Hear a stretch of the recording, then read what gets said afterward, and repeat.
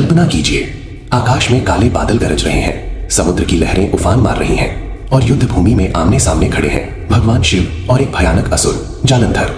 एक ऐसा असुर जिसे देवता भी नहीं हरा पाए, एक ऐसा योद्धा जिसे लगभग अमरता का वरदान मिला था। तो आखिर कौन था जालंधर, उसका जन्म कैसे हुआ और भगवान शिव ने उसका अंत कैसे किया? आइए जानते हैं ये पूरी रहस्यमयी कथा। महादेव और असुर का युद्ध। पौराणिक कथा। बहुत समय पहले की बात है।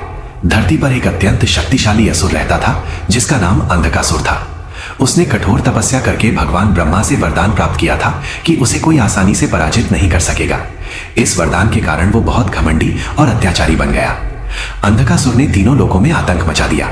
वो देवताओं को परेशान करने लगा, ऋषियों की तपस्या भंग करने लगा और धरती पर रहने वाले लोगों को भी दुख देने लगा। धीरे धीरे उसका अत्याचार इतना बढ़ गया कि देवता बहुत चिंतित हो गए। तब सभी देवता मिलकर भगवान शिव महादेव के पास कैलाश पर्वत पहुंचे और उनसे प्रार्थना करने लगे। देवताओं ने कहा, हे महादेव, अंधकासुर का अत्याचार अब सहन नहीं हो रहा, कृपया हमें इस संकट से बचाइए। महादेव ने देवताओं की प्रार्थना सुनी और संसार की रक्षा के लिए युद्ध करने का निश्चय किया। भयंकर युद्ध की शुरुआत। महादेव अपने त्रिशूल और डमरू के साथ युद्ध भूमि में पहुंचे। अंधकासुर ने भी अपनी विशाल असुर सेना के साथ शिव पर आक्रमण कर दिया। युद्ध इतना भयंकर था कि आकाश कांपने लगा, धरती हिलने लगी और चारों ओर अग्नि की लपटें दिखाई देने लगी। अंधकासुर बार बार अपनी मायावी शक्तियों से नई नई सेना उत्पन्न करता रहा, लेकिन महादेव भी रुद्र रूप धारण कर चुके थे। उनकी जटाओं से अग्नि निकल रही थी और उनका क्रोध देखकर असुर सेना कांप उठी। अंतिम युद्ध।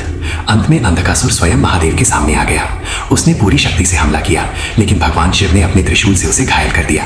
जैसे ही त्रिशूल अंधकासुर को लगा, उसका घमंड टूट गया। कहा जाता है कि उस समय अंधकासुर को अपनी गलती का एहसास हुआ और उसने भगवान शिव से क्षमा मांग ली। महादेव दयालु हैं, उन्होंने अंधकासुर को क्षमा कर दिया और उसे अपना गढ़ बना लिया। कथा का संदेश।